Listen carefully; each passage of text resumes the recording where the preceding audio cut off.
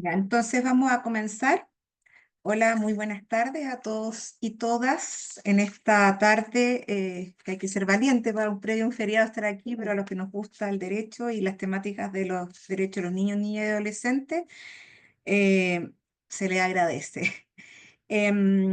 Bueno, a nombre de la Fundación Infajus, Infancia, Familia y Justicia, y de el Estudio Picán y Río, le doy la más cordial bienvenida a todos y todas, y agradecerles por esta instancia donde hay muy buenos expositores. Y yo creo que, bueno, vamos a comenzar. Le agradecemos a todos los abogados y también especialmente a la magistrada Carolina Muñoz, que está aquí como representante de la magistratura.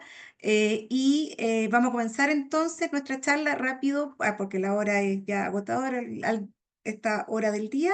Y vamos a comenzar entonces con don Claudio Fierro, abogado, aquí presente.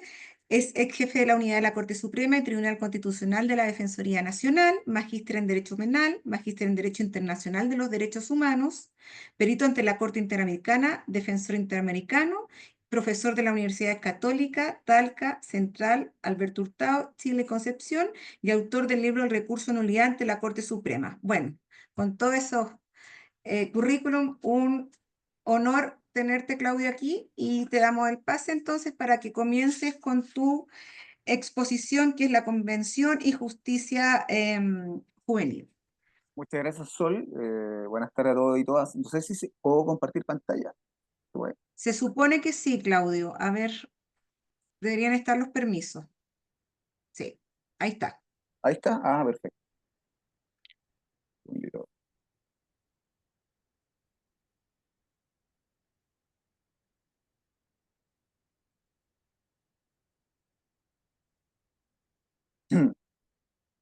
Un segundito. Empiezo. Sí, claro, te Ya. espera. Bueno, muchas gracias por la invitación, particularmente a don Francisco Estrada, Pancho para los amigos. Nos conocemos hace mucho tiempo. Esto siempre lo cuento porque con Pancho creo que nos conocemos hace, yo creo, casi más de 25 años. Nos conocimos trabajando en el Hogar de Cristo, en los programas de defensa de adolescentes del Hogar de Cristo.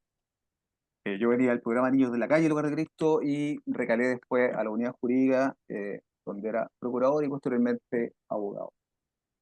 Y después también con Pancho trabajamos en la Corporación Opción, también en temas de defensa de adolescentes. Por lo tanto, tenemos toda una trayectoria profesional, académica y, por cierto, una gran amistad.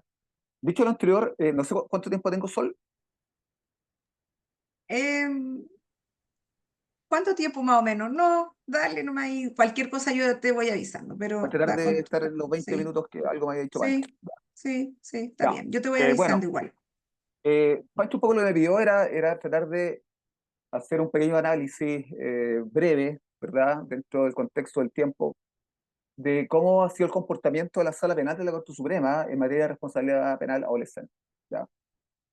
Yo creo que gran parte del comportamiento de la Sala está plasmado en un fallo bastante reciente, este es el 14081 del presente año, donde dice la Sala Penal que dicha normativa especial, la Ley 2184, recoge principios y reglas que reconocen las especiales características de este grupo de protección de la población, alejándose de la respuesta que se brinda penalmente a los adultos, salvo los subsidiarios, hipótesis de la cual la interpretación normativa siempre necesariamente debe considerar las particulares características de este grupo.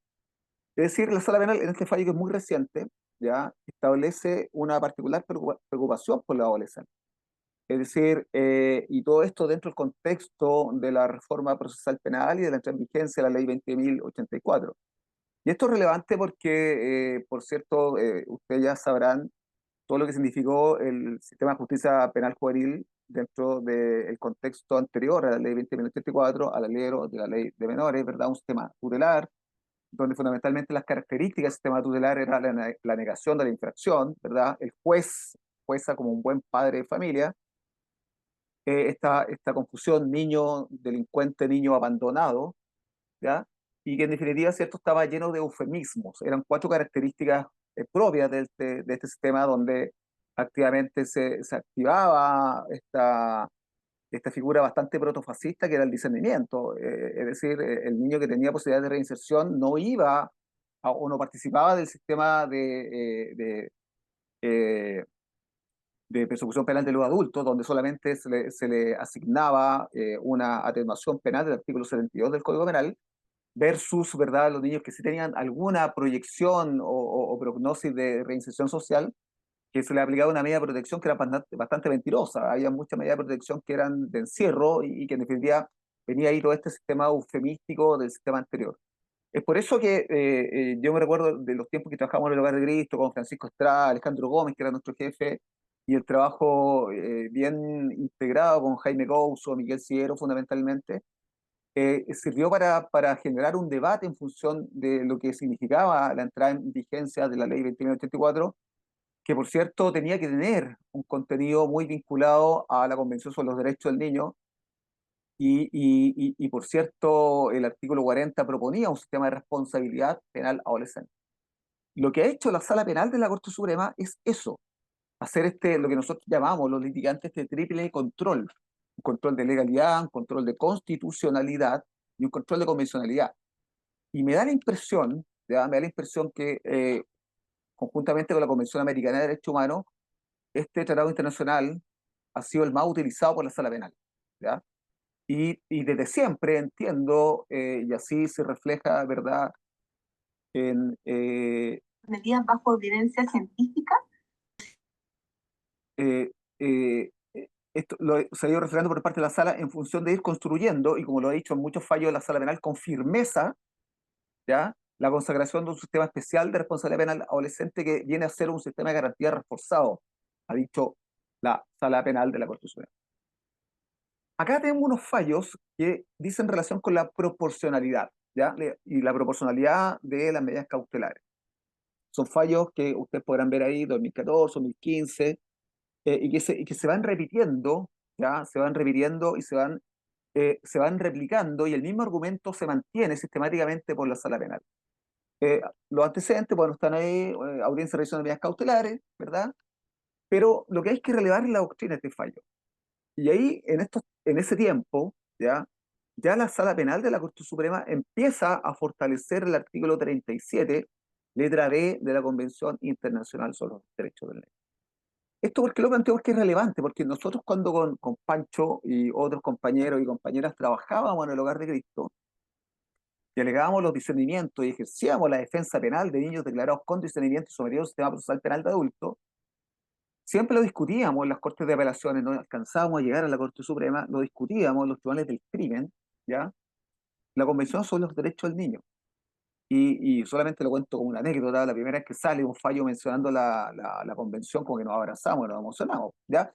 Esto hoy día ya es algo cotidiano en la Sala Penal de la Corte Suprema. O sea, existe una mención especial, ¿verdad?, este sistema reforzado, y por eso digo que se inaugura junto con la Convención Internacional. Por cierto, también las causas de derechos humanos asociadas a la dictadura militar, en la sala penal también de la Corte Suprema empieza a introducir los convenios, la Convención de Ginebra, después la Convención Americana, pero dentro de los grupos particularmente especiales o como categoría sospechosa dentro de este lenguaje del derecho internacional o derechos humanos, ciertamente que la convención ha tenido un lugar fundamental. Este fallo, el mismo anterior, ya se concatena con varios otros fallos que están acá mencionados, y por eso quiero hacer referencia a estos del 2014, y ahí tenemos uno del 2024, ya arriba, pero siempre está esta misma doctrina. Miren lo que dice acá, porque acá el fiscal se oponía, dentro de un contexto de una acción constitucional de amparo, a revertir una medida cautelar de intervención provisoria por las muchas pasadas por el sistema que tenía este adolescente, ¿ya? Por cierto, nosotros insistíamos en esta construcción argumentativa en función de la protección de garantía, de la proporcionalidad, de la excepcionalidad de las medidas cautelares, prioridad y libertad, y me da la impresión que este fallo puede ser un punto de inflexión. Para mi punto de vista como defensor y de haber participado en la defensa de muchos adolescentes en la Suprema, este fallo viene a generar un punto de inflexión. ¿Por qué? Miren lo que dice acá: la serie de referencias prontuariales hechas en estrados por el Ministerio Público como antecedente fundante de la vigencia de una cautelar que se revisa tampoco es una razón suficiente una razón atendible desde que la internación provisoria no puede ser empleada como una forma de evitar la permanencia en la calle de jóvenes que se consideran infractores de ley. Pues este impedimento debe ser alcanzado no de aquel modo, sino que a través de su adecuada integración social, ¿ya? Pues la resocialización que se pretende en la ley 2084 es procurar la educación del adolescente y no su inocuización, ¿ya? Casi recordando la película La Naranja Mecánica, ¿ya? O sea, casi la lobotomía de los cabros. Y efectivamente acá, además de poder potenciar conceptos que están contenidos en la misma ley 20.084, ya dentro del mensaje de la ley, pero también que tienen su asilo o descansan en la Convención Internacional sobre los Derechos del Niño, evidentemente acá se habla de una adecuada integración social, se habla de la resocialización, se habla de la medida de carácter socioeducativo, ¿ya? Y por otro lado se recurre a las reglas de Beijing, es decir, estas reglas orientadoras de Naciones Unidas que permiten, ¿cierto?, tener una mejor aplicación de la Convención. Por eso este fallo nos parece que es bastante relevante, es decir, acá no sirve con sacar de circulación por un rato a los cabros infractores de ley, sino lo que se pretende, ¿verdad?, no es perpetuar la internación provisoria como un mecanismo retributivo, sino que lo que se busca es la resocialización y las medidas de carácter socioeducativo. Este fallo también es relevante porque el, este fallo es de 2018 y existe una norma, la ley 19.970, que se trata acerca del registro de ADN, ¿ya? O registro de huellas genéticas. ¿Y esto qué significa? Que existe un catálogo de delitos graves, de una alta, que estén asociados, ¿verdad?, a una alta penalidad, pero también una relevancia jurídica y social del delito, como delito de violación, homicidio, robo con intimidación. Todas esas personas que participen y sean condenadas por esos delitos y tengan más de 18 años, ingresan a este registro de huellas genéticas. La defensa penal pública en ese tiempo empezó a cuestionar este ingreso porque entendíamos, ¿ya?, que ese ingreso también perpetuaba una sanción penal juvenil, ¿ya?, dentro de nuestra lógica, de nuestra argumentación, iba contra estos presupuestos del artículo 40, número 1, que es el carácter socioeducativo, ¿ya? Es tanto así que nosotros lo que discutíamos, y de acuerdo a un viejo fallo de la Sala Penal del 2013, el 4419 del 2013, se sostiene que si una persona como adulta, ¿ya?, comete un delito, no se le puede invocar, ¿ya?, condenas cuando era adolescente. Por lo tanto, esto era bastante contraintuitivo, este ingreso al registro ADN, y la Sala Penal de la Corte Suprema, vía primero amparo y después mediante unos recursos de nulidad, sostiene lo siguiente, dice: la ley 2184 inequívocamente estableció un subsistema penal especial en favor del adolescente infractor de ley, completamente distinto al régimen normativo anterior, el que como único elemento distintivo del Estatuto de los Adultos preveía un castigo de prisión disminuido. El que yo decía antes, el artículo 72 del Código Penal, rebajaba en un grado la pena, ¿ya? Lo anterior es consecuencia del artículo 40, número 1 de la Convención, que dispone que los niños infractores deberán ser tratados de acuerdo con su particular dignidad, cuidando fortalecer valores y su reintegración a la sociedad, lo que encuentra reconocimiento, por cierto, en el artículo 2 de la ley 20.084, ¿ya?, es lo que dispone que todas las actuaciones judiciales y administrativas relativas a procedimientos, sanciones y medidas aplicables deberá tener en consideración el interés superior del adolescente. Por lo tanto, acá este fallo, que también nos parece que es muy relevante, viene a potenciar no tan solo los principios inspiradores de la ley 20.084, sino que también los principios que se sostienen en la Convención sobre los Derechos del Niño y fundamentalmente el interés superior del niño, que está consagrado en el artículo 3 de la Convención, asociado al artículo 2 de la Ley 2184, que promueve lo mismo, es decir, en fácil, como diría el profesor Miguel Sillero, la satisfacción integral de todos los derechos del adolescente sometido a la persecución penal, ¿ya? Por eso ese fallo resulta tan relevante, ¿ya? Y después voy a dejar a disposición esta, esta presentación. Fallos más actuales, que también van en la misma dirección, ¿no? Nosotros reconocemos, ¿verdad?, que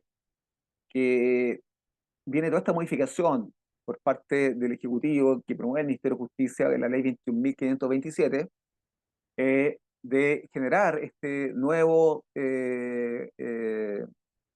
servicio de reinserción social juvenil, ¿cierto? Siendo esta por fin, esta separación de vida que tanto tiempo se trató de establecer, de hacer un poco desaparecer el Servicio Nacional de Menores y hacer esta separación de vida entre lo proteccional y lo infraccional. Lo proteccional ya lo teníamos, Servicio Mejor Niñez, ¿verdad? Pero faltaba esta segunda patita, que era el de responsabilidad penal adolescente. Pero con dicha normativa también se revisan algunas normas de la ley 20.084 que no tenían ningún sentido, ¿ya? Por lo tanto, lo que se está estableciendo acá era decir lo siguiente, es decir, si un adolescente comete un delito y posteriormente como adulto comete otro, pero mientras estaba cometiendo ese delito aún estaba vigente la sanción penal adolescente, hoy día se extingue de pleno derecho. Y ahí hay toda una construcción que tiene que ver y tiene sentido, ¿verdad? Casi un sentido común, es decir, no puede ser que se suspenda una pena penal juvenil, ¿ya? Y se reactive una vez que se resuelva la pena como adulto, ¿ya? Ahí también lo dejo, lo voy a dejar dentro para poder revisar. Acá tenemos otra figura, ¿ya? Que también está dentro de un contexto que es súper relevante, ¿ya? Porque el Código Penal sufre algunas modificaciones en función de la modificación de norma que protege la indemnidad sexual de menores de edad, ¿ya? Está prohibida la palabra menores, por cierto, menores de edad, ¿ya? Eh, pero cuando se le imputaba la comisión de un delito de abuso sexual o violación a un adolescente, había que establecer la distinción de la prescripción de la acción penal. Si esta hubiese sido cometida por un adulto, sabemos que las modificaciones del 3664 del Código Penal establecen que la prescripción empezará a ser contabilizada desde que la víctima menor de edad cumpla los 18 años. Por lo tanto, en el contexto de la ley 20.084, desde la defensa penal pública se empezó a discutir lo siguiente. Es decir, acá tiene que prevalecer, como lo decían los fallos anteriores, la ley especial. Esta ley especial que está dotada de un plus de garantías, que está amparada además, ¿ya? Por la ley, por la Convención sobre los Derechos del Niño, que promueve sanciones de carácter socioeducativo, ¿verdad? Y que por lo demás también había que darle certeza al artículo 87, fundamentalmente el 37 de la letra B. Y por lo tanto empezamos a discutir que acá había que estarse a la ley especial, que era la ley 20.084, y a los plazos de prescripción de la ley 20.084 y no a los plazos de prescripción del Código Penal, y eso la Sala Penal de la Corte Suprema lo tiene absolutamente zanjado. ¿Ya? Ahí también lo dejo a discusión, hay varios fallos que son bastante recientes. Vamos a fallos también más recientes. Miren, Corte Suprema revoca sentencia y ordena sustituir una medida cautelar de internación provisoria por medidas de menor intensidad, teniendo en consideración, ¿ya? Y se trata de un adolescente privado de libertad y que se prevé siempre como la excepcionalidad de dicha medida, ¿ya? Y aquí es donde nuevamente se nos aparece, ¿ya? Lo que es la proporcionalidad, es decir, el hecho cometido, ¿verdad? Tiene que estar en directa relación con la medida cautelar y también si existe una sanción, el monto de la sanción o la entidad de la sanción debe ser proporcional al hecho cometido. Y acá la ley 20.084 tiene, ¿cierto?, una consagración específica, pero que siempre descansa en estas normas de proporcionalidad y, por cierto, siempre en el artículo 37, letra B de la Convención, que establece que toda medida privativa o restrictiva de libertad se tendrá como medida de último recurso y por el tiempo más breve que proceda. Y ahí está todo este análisis que hace la Sala Penal en torno a la proporcionalidad. ¿Ya? Y aquí me quiero detener un poco. Eh, Acá ocurre una situación que es compleja, ¿ya? Porque hay un adolescente que lo condenan por la reiteración de muchos delitos de robo con intimidación a una pena de 10 años, es decir, al máximo que establece la ley 20.084. Son 6 delitos de robo, violencia e intimidación. Y nosotros entendíamos, dentro del contexto de la defensa penal pública, que no podría ser la pena superior a 5 años, porque las últimas modificaciones en razón del marco mundial del artículo 24 de la ley 20.084 suprimía las normas de reiteración, ¿ya?, sobre concursos de élite. Por lo tanto, no se aplica ni el artículo 74 ni el 351 del 74 del Código Penal, ni el 351 del Código Procesal Penal. Es súper yo lo que estoy explicando, es un tecnicismo, ¿ya? Por lo tanto, la pena nosotros teníamos que no podía superar los 5 años. ¿Cuál es el remedio procesal que tenía a disposición la defensa penal pública? El recurso de nulidad. Y la defensa penal pública, ¿ya?, en este caso la defensora dijo, no, yo no voy a presentar un recurso de nulidad, voy a presentar una acción constitucional de amparo. Y la explicación que da ella es que si yo me voy a mi corte de apelaciones, me va a ir mal, porque la corte de apelaciones no tiene zanjado este tema.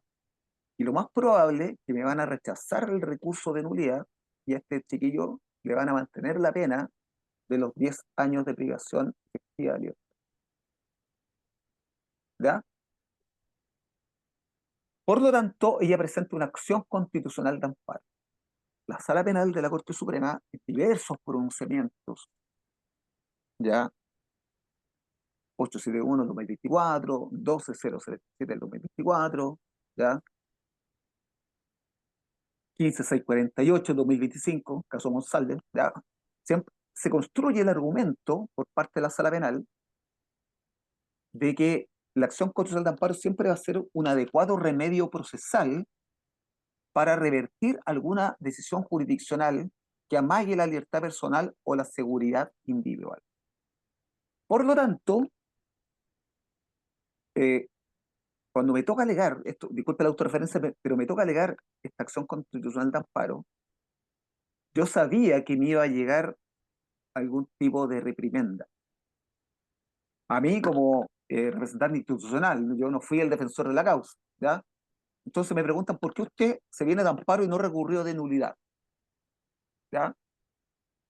Entonces yo digo, bueno, ya estamos acá, ya me parece que es una discusión extemporánea, vamos a lo que vinimos, pues, sí, hartas patas, ¿ya?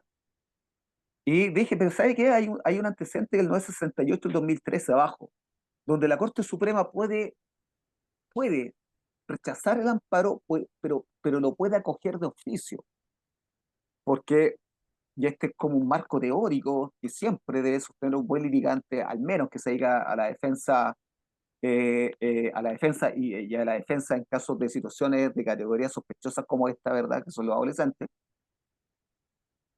donde el poder jurisdiccional es el más importante porque es contramayoritario. Ya no está pensando en dejar contento a todo el mundo ni a las mayorías, es contramayoritario, ¿ya? Puede resolver contraintuitivamente. Debe corregir las deficiencias cometidas por otros agentes del Estado, pero además le inspira el principio de la inexcusabilidad. Y por último, puede incluso derogar tácitamente algunas normas. Y lo que hace la Sala Penal de la Corte Suprema, rechaza el amparo, o como dice abajo, oficia a la Defensoría Regional de Valparaíso para hacer un sumario a la defensora, pero acoge de oficio, porque entiende la Sala Penal que está mal aplicada la pena, ¿ya? Por lo tanto, todo esto, este fue un fallo mucho más largo, pero en definitiva, toda la argumentación era en función de esta categoría especial de personas perseguidas penalmente, que son los adolescentes, ¿ya? Y que además, como yo lo planteamos y ganamos este argumento, decíamos, no podemos hacer descansar la negligencia, supongamos que es así, de esta defensora, sobre los hombros de un adolescente. Es decir, no es culpa del cabro que la defensora haya escogido un remedio procesal que probablemente no tenía ningún rendimiento. Finalmente la defensora tenía razón, ¿ya? Y asumió el costo de un sumario, asumió el costo de una sanción administrativa, pero dijo, estaba segura que la Corte me iba a ir mal y estaba segura que la Corte Suprema me iba a ir bien. Era una apuesta súper temeraria, súper arriesgada, pero finalmente lo que hace la Corte Suprema es le da contenido a la Convención sobre los Derechos del Niño, le da contenido a una normativa especial, pero además es fiel a sus principios asociados a la inexcusabilidad. ¿Ya? Así que les dejo ese fallo y ya voy terminando porque estoy pasado en el tiempo. ¿Ya? Miren lo que dice acá, dice, acoge acción de amparo y ordena celebrar una audiencia de Bueno, me voy revisión de la para mi medida que casa, necesite. así que yo creo que alcancé nada más, ¿o no? ¿A ver tu casa? Sí, Sí, yo creo que sí. Obvio. está bien que Apaga, echarle todavía, ¿o no? Sí. Bueno, para que Ah, apaga, revisemos, ya. pero, Ahí sí, regame un porque... segundo, a ver, ahí. ya. Miren lo que dice la Corte Suprema. Dice, la Corte concluye mantener la prohibición de acercarse a la víctima de un adolescente sin plazo de duración de una causa de violencia intrafamiliar. ¿Ya? Eh, en contexto en que ambos son adolescentes y asiste al mismo colegio, produce una afectación de la libertad del amparado, más aún cuando se ha formalizado la investigación en la que se encuentra sustento de dicha medida. Por lo tanto, el tribunal, al declarar la mantención de la medida en forma determinada, vulnera la Constitución y particularmente la Convención sobre los Derechos del Niño. Ya, fallo de este año también, bastante reciente. Y, eh, y por último, ya para no extenderme, bajar solamente este fallo que está acá, ya, y con esto cierro. Este es una causa del controvertido, no, ahí sí, del controvertido artículo 450 del Código Penal. El artículo 450 del Código Penal establece una norma de aceleración del iter criminis, del grado de desarrollo del delito. Es decir, si un adulto entra a robar una casa, este es un ejemplo que siempre pongo a mi alumno de la universidad en pregrado y en posgrado, y entra a robar una casa y salta la reja y queda colgado la reja y no se roba nada, dentro de un contexto del sentido común del derecho penal sería un delito frustrado, ¿ya? Pero la norma del Código Penal lo castiga siempre como consumado. Por lo tanto, siempre esto había sido discutido y no tenía aplicación para los adolescentes. Y nos fuimos a la Sala Penal de la Corte Suprema a discutir a través del recurso de nulidad distintas posiciones A y B de distintas cortes de apelaciones, que algunas cortes de apelaciones sí creen que no se aplica el 450 al adolescente y otras que entienden que no se aplica, ¿ya? Que sí y que no. Entonces son A y B. Pero antes nos fuimos al Tribunal Constitucional y el Tribunal Constitucional por una decisión de mayoría rechazó un requerimiento de inaplicabilidad por inconstitucionalidad, ¿ya? Porque a veces el Tribunal Constitucional es muy diferente con el legislador, ¿ya? Y entiende que esta norma no es inconstitucional para los adolescentes. Nosotros sabíamos que a todas luces era muy inconstitucional, porque lo que había que hacer era prevalecer el artículo 24 de la letra B de la ley 2984, que como criterio de determinación de la pena siempre tiene en consideración el iter criminis o grado de desarrollo del delito. No es lo mismo un delito consumado, frustrado o tentado. No es lo mismo, ¿ya? Y por cierto, nos hicimos un informe en derecho del maestro Miguel Sillero, ya nos fue mal, y por las lógicas procesales volvimos a la Sala Penal de la Corte Suprema y la Corte Suprema acoge este recurso de nulidad y anula la sentencia y dicta una sentencia de reemplazo en función de qué? De toda la normativa de responsabilidad penal adolescente, estableciendo, por cierto, siempre la ley 2984 y la Convención sobre los Derechos. ¿Ya? Ese acá he tratado de hacer lo más sintético, me pasó mucho, estoy en 26 minutos, pero eso es a grandes rasgos un poco el desarrollo que ha hecho la Sala Penal de la Corte Suprema en función de proteger los derechos consagrados no tan solo en la Ley 2184, sino que también en la Convención sobre los Derechos del Niño. Eso sería por ahora. Muchas gracias. Oye, gracias Claudio, súper interesante, al menos de mi parte. Temas que no siempre se están revisando, conversando, así que súper interesante tu exposición. Les comento que va a quedar, esto está grabado y además después va a quedar a disposición los fallos que Claudio nos va a entregar. Los pueden pedir, ahí les mandé en el chat, en el correo que pueden solicitarlo. Bueno, ahora vamos a continuar con Eduardo Picán, bueno, abogado de Picán y Río, estudio jurídico y profesor de Derecho Internacional en la Universidad de Chile. Eduardo nos habla de un tema súper importante que y poco conocido también, que es la sustracción internacional de menores y la convención y las condenas contra el Estado de Chile.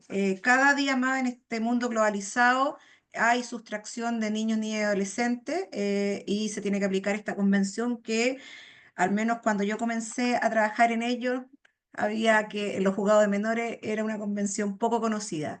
Hoy día yo creo que tiene una mayor aplicación porque hay cada día más casos. Así que, Eduardo, bienvenido y escuchamos tu exposición. Muchas gracias, Sol. Muchas gracias, Francisco, por la invitación y muy buenas tardes a todas y a todos. Lamentablemente voy a poder estar con suerte 5 o 7 minutos con ustedes y lamentablemente no me puedo quedar más porque tengo que irme rajado al aeropuerto, si no voy a perder el vuelo que sale en una hora más, en una hora y media más. Quiero conversar con ustedes, simplemente voy a tratar de ser resumido respecto de un caso muy delicado de restitución internacional de niños y adolescentes, en donde el 13 de junio del año 2022 el Comité de Derechos del Niño de Naciones Unidas dictó un contundente fallo en contra del Estado de Chile, condenándolo por haber infringido precisamente el interés superior de un niño em, cuya solicitud de restitución se formuló cuando tenía 3 años de edad. eh, Era un niño que tenía autismo, ¿ya? Y es un caso que no obstante que se trata de un dictamen del Comité de junio del año 2022, sigue produciendo efectos hasta el día de hoy, porque básicamente existe una causa penal en contra de la madre y existe por tanto un procedimiento abierto todavía en donde se busca cumplir un fallo dictado por la Corte Suprema, a nuestro juicio, con infracción a la Convención de Derechos del Niño y del Interés Superior. Permítame comentarles brevemente de qué se trata esto. El 13 de junio del 2022, el Comité de Derechos del Niño condenó al Estado de Chile por ordenar la restitución a España de un niño con autismo. Destacó que el interés superior del niño debe ser prioritario al interpretar el Convenio de La Haya, con una evaluación individualizada y una interpretación estricta de las excepciones, especialmente en casos de vulnerabilidad. El comité concluyó que la Corte Suprema chilena no evaluó adecuadamente la vulnerabilidad del niño ni su vínculo materno al ordenar la restitución. Como para quienes no estén familiarizados con los casos de restitución internacional, déjenme comentarles que esta es una materia muy sensible, regulada en un tratado internacional que es el Convenio de La Haya de 1980, sobre restitución internacional de menores, se decía en esos años, de niños, niñas y adolescentes. Esto está procesalmente regulado en Chile en un auto acordado, en un acta de la Corte Suprema, en definitiva que fue modificada hace un par de meses atrás en cuanto al sistema recursivo. Quiero comentarles eso, el procedimiento en estos casos está regulado en este auto acordado, pero el contenido, los principios se encuentran regulados en el Convenio de la Haya 1980. Bien, a ver, ¿cuáles son los hechos del caso?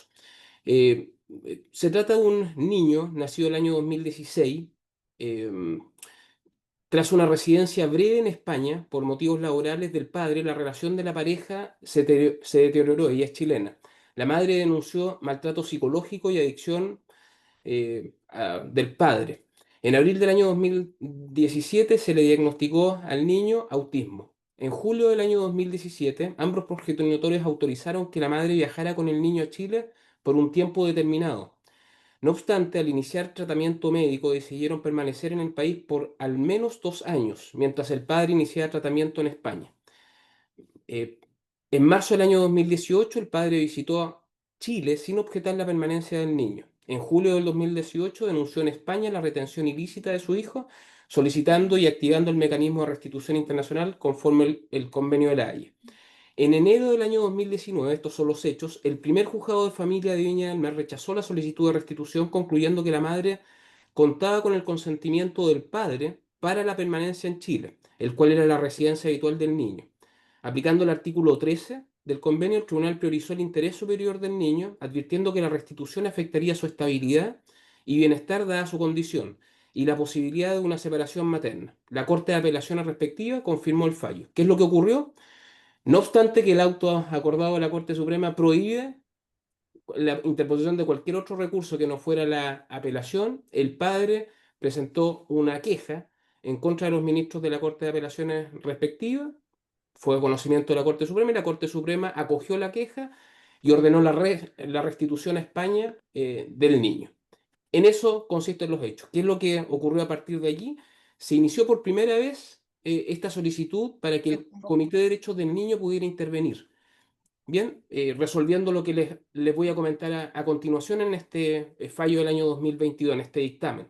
El comité concretamente estableció que Chile, primero, había infringido la interpretación, el interés superior de este niño, infringiendo y aplicando erradamente la Convención de La Haya eh, sobre restitución internacional y particularmente dejando de cumplir las obligaciones que establecía para el Estado de Chile la Convención de Derechos del Niño, ordenando tres cosas muy concretas. Primero, que el Estado de Chile reevaluara la solicitud de restitución considerando el tiempo transcurrido y el grado de integración del niño en nuestro país. Entiéndase que nació el año 2016 y el procedimiento comenzó básicamente luego de unos meses. En segundo lugar, otorgar una reparación efectiva, incluyendo una indemnización de perjuicios en favor del niño. Y en tercer lugar, garantizar que el interés superior del niño sea un elemento prioritario en las futuras decisiones que adoptaran los tribunales superiores de justicia en los casos de restitución internacional. ¿Qué comentarios podemos hacer respecto de este dictamen? En primer lugar, se hace una interpretación del Convenio de La Haya a la luz de las normas de la Convención de Derechos del Niño, poniendo encima, digamos, de la interpretación el interés superior del niño. El Comité de Derechos del Niño sostiene que el convenio Le Haya de interpretarse entonces a la luz del principio de interés superior del niño consagrado en la Convención de Derechos del Niño y del preámbulo del convenio. El comité, en su observación general número 14, señala que el interés superior del niño es un concepto flexible que requiere interpretación individualizada considerando sus características y entorno. Esta visión ha sido acogida por la Corte Suprema de Chile también en otros casos. ¿Por qué se trata de un caso particularmente complejo, el que les estoy mencionando? Porque a partir de este caso, ¿qué es lo que hizo la madre? Se reveló básicamente la decisión de la Corte Suprema y hasta el día de hoy, 14 de agosto del año 2025, se desconoce el paradero tanto de la madre como del niño. ¿Qué es lo que hizo el padre? Presentó una querella en el juzgado de garantía de Viña del Mar por delito de desacato, ¿ah? Por no cumplirse en definitiva la sentencia ordenada por la Corte. ¿Y qué es lo que ocurrió? Luego de aquello se pide audiencia de formalización, obviamente que la madre no asiste, ¿ya? Y existe una orden de detención en su contra. Entonces, el caso es particularmente sensible, no solo por todas estas cuestiones que les estoy comentando, sino que además porque vemos claramente en este caso que la Corte Suprema, al dictar el fallo en sede de queja, no solo infringe la teoría de los actos propios en cuanto a pronunciarse sobre un recurso de queja, no obstante que en el acta explícitamente dice que no procede, ¿verdad? Sino que solo procede la apelación, ¿ya? Y hoy día, incluso con la modificación, la casación. En segundo lugar, bien, porque vemos como en ningún otro caso de restitución, en este caso muy concretamente, cómo el Estado de Chile ejerce todo su poder, básicamente en contra de la madre. Oye, uno podría decir, por supuesto, los fallos deben cumplirse y el fallo no está siendo cumplido por la madre, pero la pregunta es, ¿cómo el Estado de Chile acorrala, en este caso muy concreto, a una madre respecto de la situación de vulnerabilidad en que se encuentra su hijo, en donde médicamente se ha dicho que su hijo obviamente no puede ser trasladado menos vía aérea, digamos, a un tercer país. Y en cuarto lugar, vemos cómo, en definitiva, se coloca en una situación intolerable a este niño frente a la situación que pueda llegar a enfrentar su madre en caso incluso de que pueda llegar a ser detenida en territorio nacional, en donde claramente el Ministerio Público es perfectamente posible que pueda pedir medidas cautelares intensas a su respecto, ¿bien? Mientras, y claramente quedar a lo menos con un arraigo nacional en circunstancias que el niño tendría que ser trasladado a España por orden, digamos, en cumplimiento del fallo de la Corte Suprema. Todas estas consideraciones, por tanto, nos llevan necesariamente a concluir que en el presente caso, en donde el Comité de Derechos del Niño ha condenado por primera vez en su historia al Estado de Chile aplicando la Convención de La Haya sobre efectos civiles de la sustracción internacional de niños, niñas y adolescentes, Es la primera vez que el comité condena a un Estado, y en este caso lamentablemente al Estado de Chile, en un caso además, que vuelvo a insistir, aunque se trate de un dictamen hecho en el año 2022, al día de hoy, ninguna de las tres cuestiones que ha ordenado el comité se han cumplido por parte del Estado de Chile. Al día de hoy no ha sido indemnizado el niño, al día de hoy no se ha vuelto a revisar el caso de sustracción resuelto por la Corte. La decisión que tomó la Corte me consta de manera muy personal porque soy el abogado de la madre, ¿ya? Es que simplemente el Consejo de Defensa del Estado no ha tomado ninguna definición respecto a la indemnización porque no existen precedentes, esa es su respuesta. La Corte Suprema, por su parte, ha entendido que el Comité de Derechos del Niño no es un órgano jurisdiccional como sí lo es, por ejemplo, la Corte Interamericana de Derechos Humanos y, por tanto, la decisión que adoptó en su oportunidad mantiene la cosa juzgada y, por tanto, no puede ser revisado nuevamente. Y por tanto, en tercer lugar, tenemos un caso en donde, como acabo de mencionar hace un momento atrás, ¿ya? Tenemos digamos, un círculo sin escapatoria para la madre, básicamente, y también para el niño, en donde actualmente la madre está con orden de detención pendiente, ¿ya? Y claramente el niño en una situación en donde, si lo llevamos a la interpretación de lo que debe ser el interés superior del niño, el Estado de Chile claramente no está cumpliendo. Esos son en términos generales algunos de los comentarios que quería hacerle respecto de este dictamen. Es un dictamen antiguo, relativamente antiguo, pero cuyo incumplimiento por parte del Estado de Chile se proyecta al día 14 de agosto del año 2025, cuestión que nos parece absolutamente inaceptable. Esos son los comentarios que quería hacer. No sé si será este el momento quizás de abrir un pequeño espacio para alguna pregunta si la tuvieran. De lo contrario, voy a dejar mi correo electrónico en caso de que tuvieran cualquier comentario, cualquier duda y estaré encantado de poder contestar sus emails si tuvieran alguna consulta. Lamentablemente no me puedo quedar mucho tiempo más porque me tengo que ir al aeropuerto. ¿Mm? Bueno, abrimos entonces un minutito, atendido que Eduardo se tiene que ir. ¿Alguna consulta respecto al fallo que acaba de comentar, respecto a la sustracción de niños, niñas y adolescentes, la Convención de la Haya tan últimamente aplicado, yo creo, por los tribunales, los juzgados de familia, tribunales de familia, cada día más? Parece que no. Eduardo, yo creo que en atención a que tienes que ir a tomar un vuelo, anda nomás, hacer notar solamente yo, solo quiero decirles que, bueno, hace aproximadamente, efectivamente, un año cambió el autoacordado que reguló los procedimientos de tribunales de familia y efectivamente, a mi gusto, se logró nuevamente que existiera casación porque no existía y la única vía que teníamos los abogados de llegar a la Corte Suprema era a través del recurso de queja y por supuesto que era una construcción más propia que lo que el procedimiento, así que yo me alegro al menos que la Corte Suprema haya dictado este nuevo auto acordado abriendo nuevamente la puerta para un recurso de casación. Antiguamente, en el antiguo auto acordado sí había casación y después se cerró la puerta, pero Exactamente, nuevamente se del acta del abrió. año ¿Mm? 98. Pero mira, lo que nos tiene que llamar a todos la atención de las 24 personas que estamos aquí es cómo el Estado de Chile realmente está cumpliendo con las obligaciones internacionales que le impone al Estado de Chile la Convención de Derechos del Niño en este caso concreto. ¿Ya? Me imagino que todos los que están escuchando esto coincidirán conmigo en que colocan en una situación absolutamente intolerable no solo a la madre, sino que muy especialmente al niño. Muy especialmente al niño, porque no hay dobles caminos en este caso concreto. Y mientras el Estado de Chile no cumpla las órdenes que le dio el dictamen, el comité en el dictamen, estas tres cuestiones muy concretas que les acabo de mencionar, simplemente no aparecen luces de solución en este caso. Muy bien. Gracias, Eduardo. Gracias a ti, Que te vaya cuídense. bien Nos vemos. en tu viaje, que llegues Gracias. bien. Chao. Vamos a continuar ahora con Valentina Silva, abogada, por supuesto, candidata a doctora de Derecho a la Universidad Alberto Hurtado.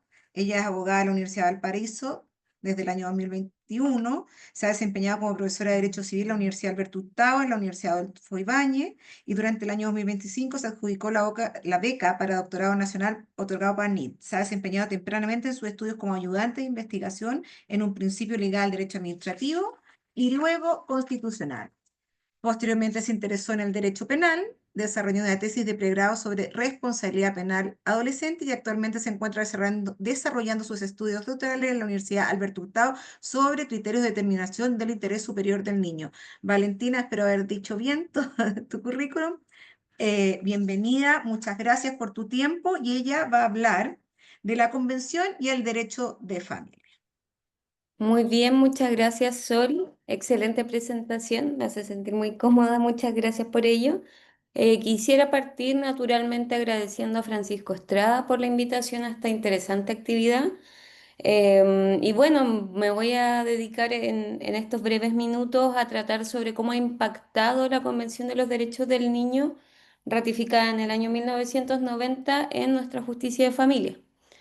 Bueno, como saben, al momento de la ratificación de la convención en nuestro país estaba vigente el sistema de justicia de menores y posteriormente se modifica este sistema a través de la Ley 19.968 que establece la creación de los tribunales de familia.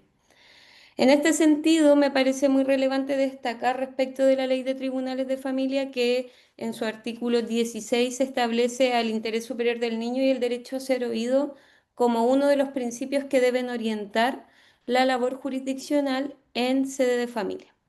En este contexto, entonces, el día de hoy yo quiero tratar y contarles un poco sobre cómo ha impactado especialmente el tema del derecho a ser oído en la justicia de familia.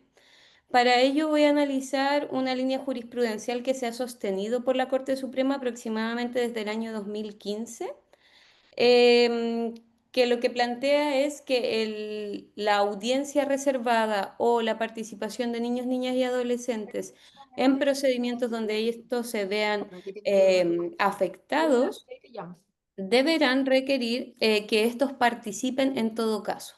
Esto se va a poder llevar a cabo mediante la audiencia reservada o bien mediante la entrevista del niño con un curador ad litem. Esto generalmente se resuelve atendiendo a la edad del niño. Las sentencias que voy a comentar son dos en particular del año 2025, rol 4594, y del año 2024, rol 11239, ambas de la Corte Suprema. Como les comentaba, en esta línea jurisprudencial se sostiene que aquellos casos, en que no se escuchan niños, niñas y adolescentes involucrados, se incurre entonces en un vicio de casación en la forma por falta de un trámite esencial. Me parece interesante entonces contarles un poco cómo va en estos dos casos que voy a exponer para luego exponer cómo va construyendo la Corte la idea de que la audiencia reservada o la participación mediante curado ad litem es un trámite esencial. Vamos a partir con la sentencia de este año, 4594 del año 2025, que tiene lugar en el contexto de una causa proteccional en que la madre requiere de protección al padre por haber vulnerado presuntamente los derechos del hijo en común durante el régimen de visitas. Y el padre reconvencionalmente requiere a la madre por estar influenciando al niño para que se desarrollen ciertas dinámicas de conflicto paterno-filiales. Bien, en primera instancia entonces la madre gana, es decir, se otorga, se da lugar al requerimiento que ella plantea. En atención a este fallo el padre apela, en la apelación obtiene parcialmente lo solicitado y finalmente el padre deduce recurso de casación. La Corte, sin entrar mucho sobre por qué la participación del niño es un trámite esencial, finalmente casa de oficio el fallo y decide invalidar la sentencia, entendiendo que se ha faltado a un trámite esencial, como les comentaba. Sin embargo, y aquí paso a la segunda sentencia, 11.239 del año 2004, me parece que falta en el fallo del 2025 un poco de desarrollo sobre cómo se construye la idea de que la participación de niños, niñas y adolescentes es un trámite esencial en circunstancias que la ley que crea los tribunales de familia no lo cataloga como tal, ni tampoco se regula como un trámite esencial en el CPC. La causa del 2024 corresponde a una causa de aumento de alimentos y modificación del régimen comunicacional. En ella se acoge parcialmente el aumento de alimentos y se rechaza totalmente la modificación del régimen comunicacional.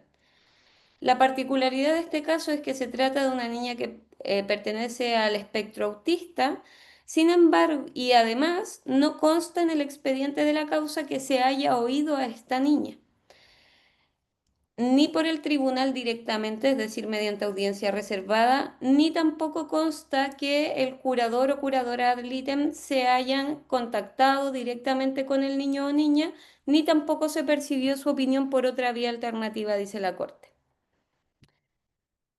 El padre, como les contaba, apela al fallo de instancia, apelación que es acogida parcialmente y posteriormente deduce un recurso de casación. Finalmente, la Corte invalida el fallo aduciendo que conforme al artículo 795 del Código de Procedimiento Civil, cuando se ocupa la expresión en general, se entiende que no se trata solamente de los trámites esenciales señalados en el artículo 795, sino que se entiende que existe la posibilidad de que esto sea una lista abierta y que por lo tanto existan otros trámites que tengan el carácter de esencial. Para ello, la Corte se vale de la cita a un fallo de 1931 que establece que para dar carácter a un trámite el carácter especial a un trámite procesal, no solamente se debe atender a si la ley lo declara así, determinada y expresamente, sino que también a los fines que el legislador persiguió al establecer al trámite, perdón, y si así dado su objeto puede o no prescindirse de él. De tal suerte, entonces, la Corte comprende que, teniendo a la vista que el interés superior del niño y el derecho a ser oído son principios rectores de la labor jurisdiccional en sede de familia, se debe entender que la participación del niño, niña o adolescente en el procedimiento que le involucra, entonces, es un trámite esencial porque el derecho a ser oído es un principio orientador.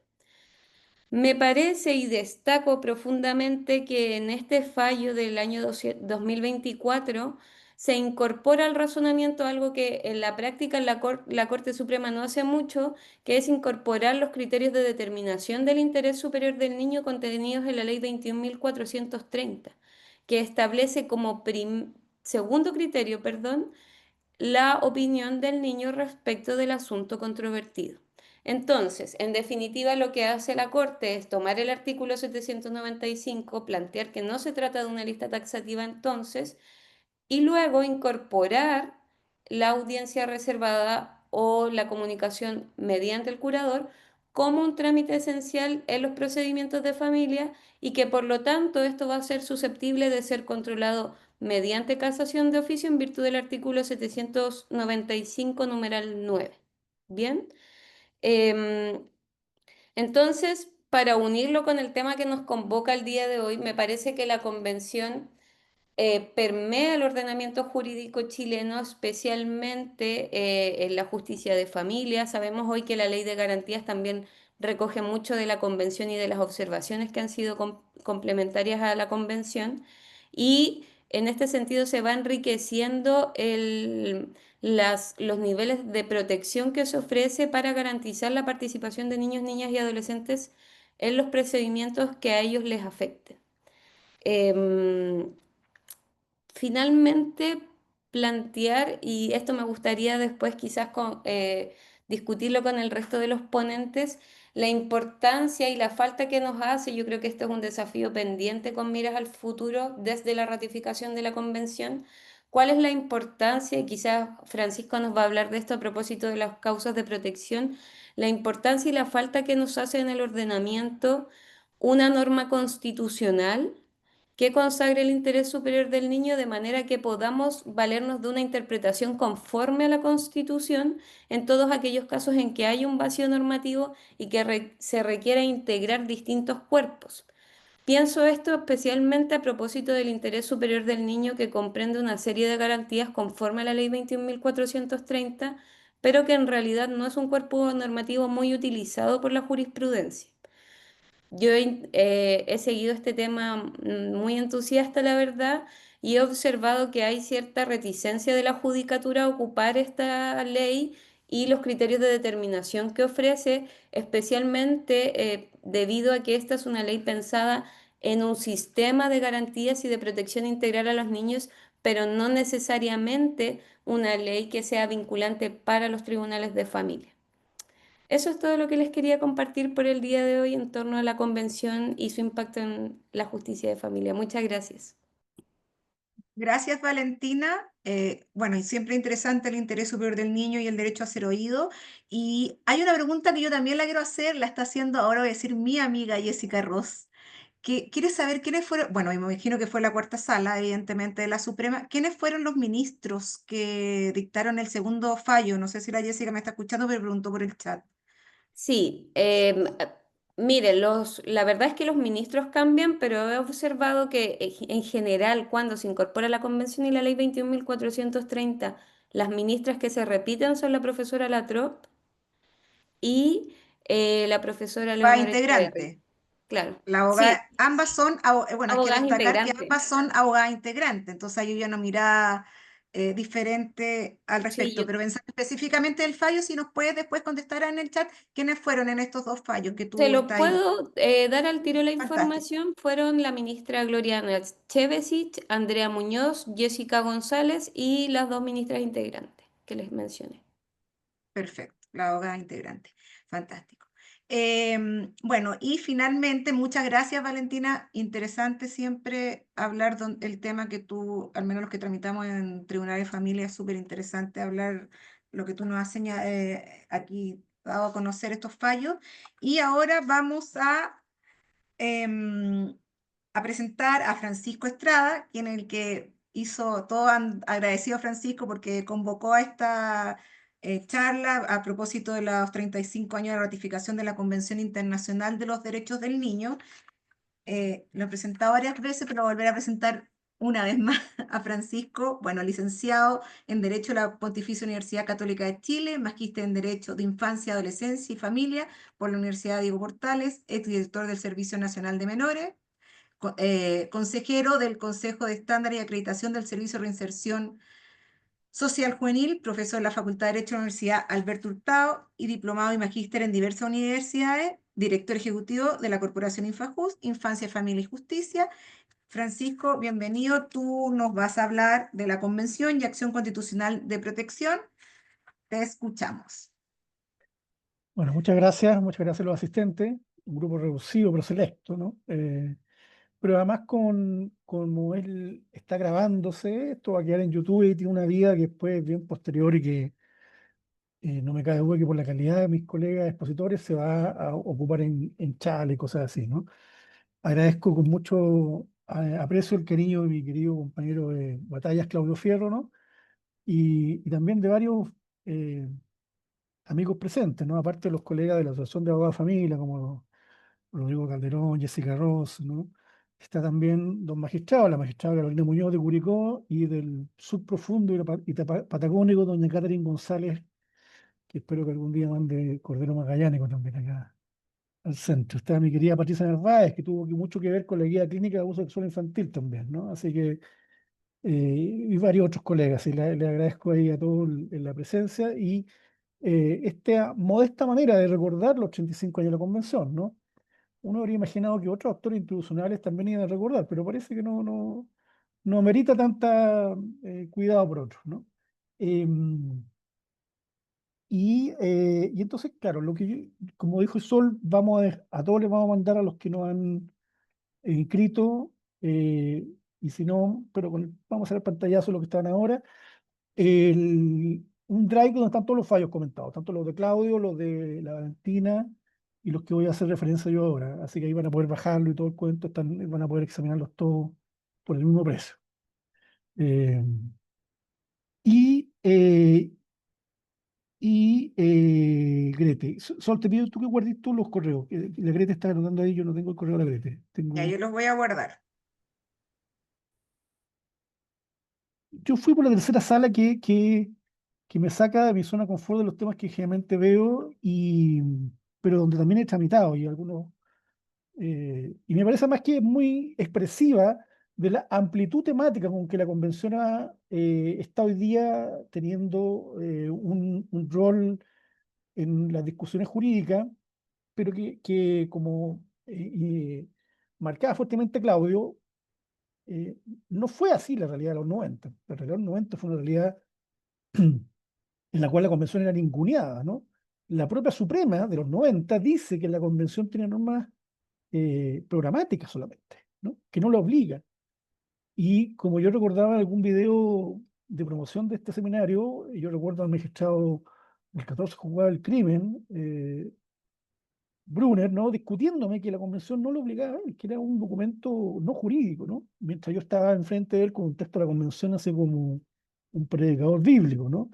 Y el señor me lo desestimaba, ¿no? Eh,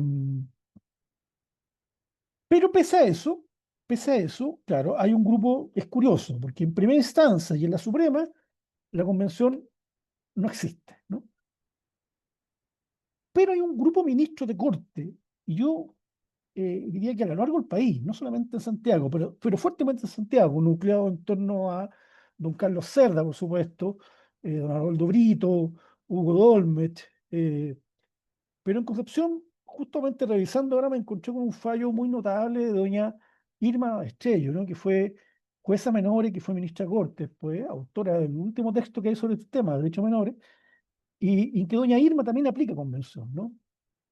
Y los ministros de Corte entonces empiezan a introducir este texto en los discursos jurídicos, y entonces repito que es muy curioso porque van a ir haciendo que suba hacia la Suprema y que también los tribunales inferiores sientan que tienen que entonces eh, asignarle un lugar en su marco normativo, ¿no? Voy a aludir solamente a a 6 temas, no puse aquí un último, ¿no? En educación voy a ver 2 temas: cancelación de matrícula e inclusión; en salud, tratamiento de medicamento, contexto de movilidad sobre reunificación; y un fallo que se escapa de esto y que va a otro tema, que es honra, ¿no? Honra, intimidad, donde también la Corte Suprema, a través del recurso de protección, ha intentado eh, direccionar y aplicar también texto de la Convención, ¿no? Eh, en cancelación de matrícula, en aplicación de disciplina en los colegios, ¿no? El primer fallo, entonces, en corta apelación es el 2004, ¿no? Luego hay un fallo muy importante, el 2007, con una prevención del ministro Cerda, y luego nos saltamos a 2011. Es decir, que la Suprema no tiene texto antes de 2011 en esta materia significativo, pero en ese año, y con motivo justamente de una serie de movilizaciones estudiantiles, eh, hace de alguna manera, se explaye sobre lo que podría llamar la tesis Cerda. Es el ministro Cerda el que, como ya dije, en los 90 había promovido la convención, pero además en ese fallo tiene una particular forma, tanto en que ve cómo qué rol puede jugar el recurso de protección, como la aplicación directa a la convención, ¿no? Luego, esa línea del 2011 se va a mantener, ¿no? Pero el cambio de configuración de la Suprema por los acontecimientos de público conocimiento de los últimos 2 años ha hecho que el último periodo tenga una cierta cuota de incertidumbre. Yo diría que aquí la línea jurisprudencial se rompió el año pasado y me afectó a mí directamente en un caso que yo llevé, que si hubiera mantenido la línea anterior, no cabía ninguna duda que se iba a dejar sin efecto, porque se cumplían todos los estándares que históricamente la Corte Suprema había exigido: proporcionalidad, incluso el reglamento, un mínimo de debido proceso, la posibilidad de impugnar los cargos. Sin embargo, eso el año pasado, el 2024, desapareció como línea argumentativa con el cambio de configuración, y hemos tenido algunos fallos que han vuelto a la idea, pero hay, me parece a mí, un periodo de incertidumbre actual vinculado también a los hechos de contexto que estamos viviendo, y que hace que la Corte sienta que parece que tiene que dar una señal de mayor dureza en algunos casos, ¿no? Doña Irma, entonces, el 2004, menciona la convención directamente a propósito de esta acción, señalando esta idea, que la idea clásica, ¿no? Que en todas las medidas concernientes a los niños tiene que recurrirse a la convención, y que además la Constitución asegura a todas las personas el derecho a educación, ¿no? Entonces, ella hace una aplicación modesta, pero explícita de la convención, y es la primera vez que vemos entonces las Cortes esta en materia educacional esta aplicación de la normativa, ¿no? Después tenemos este fallo, que es un fallo vinculado a movilizaciones estudiantiles que habían ocurrido el 2006, de alumnos del José Victorino Lastarria, expulsado, un grupo muy grande, donde además el caso es muy fuerte, porque además, si bien hoy día, como decía, hay alguna exigencia de debido proceso, aquí no es que no hubo debido proceso, es que el alcalde inició el procedimiento disciplinario anunciando la sanción. Y entonces, claro, todo lo que venía después era muy evidente que estaba todo ya manchado por esa herida, ¿no? Pero aquí el ministro Cerda aprovecha en el estilo que él tiene, porque él escribía, nadie más escribe como él, ¿no? Es muy criticado el ministro Cerda por algunas cosas, ¿no? Pero en materia de estilo, nadie puede discutir que tiene un estilo para escribir, ¿no?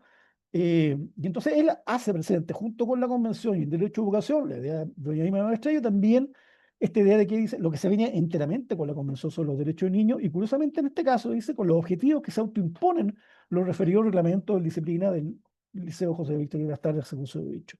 El verbo educar carece de sentido, se lo asume puramente en función de presente, pues en rigor de verdad no es otra cosa que encaminar, dirigir, encausa, perfeccionar, conducir, en suma, enderezar hacer la luz de la propia identidad, que no es un dato finito con perspectiva de días o meses, sino una tarea de por vida, ¿no? Si lo anterior no es erróneo, se tiene que formar parte del proceso educativo de un escolar, no solamente el aprender eh, eh, rigor social y respeto a las reglas que elige la convivencia de su establecimiento, sino que mucho más allá que eso, el asumirse como un miembro de una generación de jóvenes que tiene la obligación de participar en la construcción de la patria, que explícita es en esto la aludida convención, artículo 29.1d. Entonces, hay una eh, empleo de la convención con alguna fineza, ¿no? Primero con una cuestión discursiva y luego con una cuestión del objetivo de la educación, que es el 29, que se va a perder después. Es interesante porque no todos los fallos después vuelven a ese artículo, sino que más bien se quedan rondando en ese primer momento que hace doña Irma, que es interés superior del niño, básicamente, ¿no? Pero muy gruesamente, como delineaba Valentina, con mucha carencia de mayor precisión y detalle, ¿no? Este es interesante porque esta es una prevención, y a mí suele servirme de ejemplo de cómo a veces votos de minoría o prevenciones hay que atender a quien los redacta, porque después pueden ser el voto mayoría, que es lo que ocurre en este caso, ¿no? Aquí el voto de 2007, aquí sigue citando después convención, así sigue con el derecho a ser oído, el 12, no, se olvidó no parece, ¿no?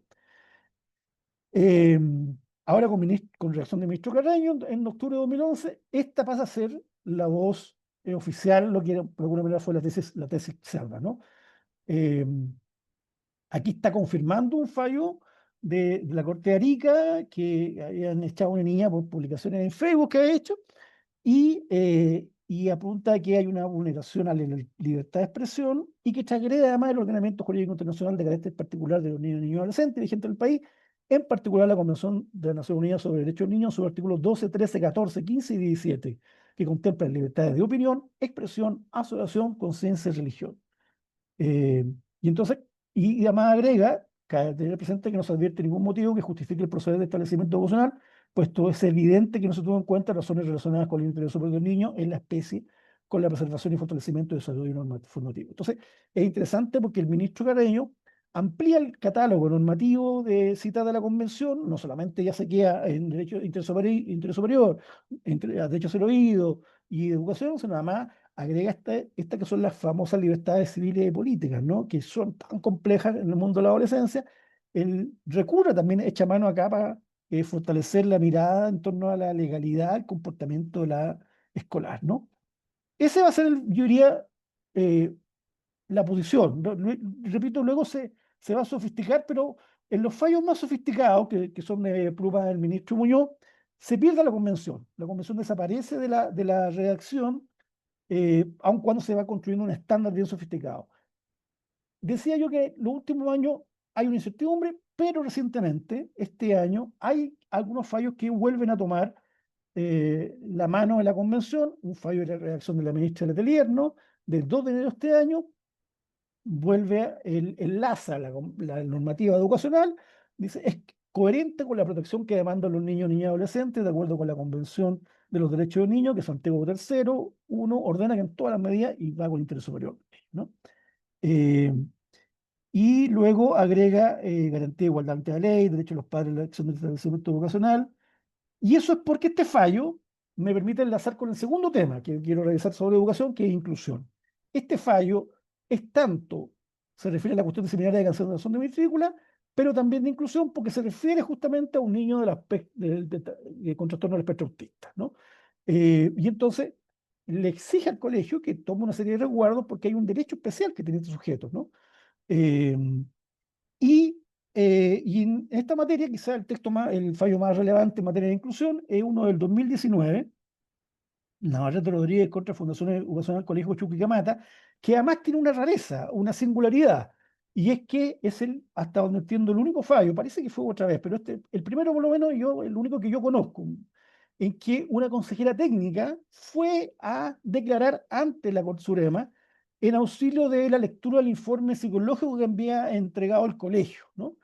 Además, estábamos en los tiempos, la gente de la judicatura aquí puede recordarlo, en que se empezó a discutir la ampliación de la función del Consejo Técnico en otros tribunales, de garantía, corte de apelaciones y también Corte Suprema, en virtud de algunos trabajos en los comités de modernización, y hubo unos pilotos que más encima se hicieron en pandemia, entonces toda la cuestión no fue muy visibilizada y no quedó, me parece a mí, como muy contundente, y además era un trabajo que llevaba el ministro Muñoz con el personalismo que lo caracterizaba, entonces me parece a mí que se ha perdido buena parte de lo que pudo haberse ganado con esos pilotos, pero en el marco de esas cosas, en el marco de esta preocupación, de las reuniones que estaba teniendo la ANCOT, al ministro Muñoz se le ocurrió que para el informe técnico psicológico que había presentado el colegio, que parecía tan adverso, ¿qué tal si una consejera técnica aquí a lo supremo a susurrarnos la lectura del informe, ¿no? Y va entonces una consejera del cuarto juzgado de familia de Santiago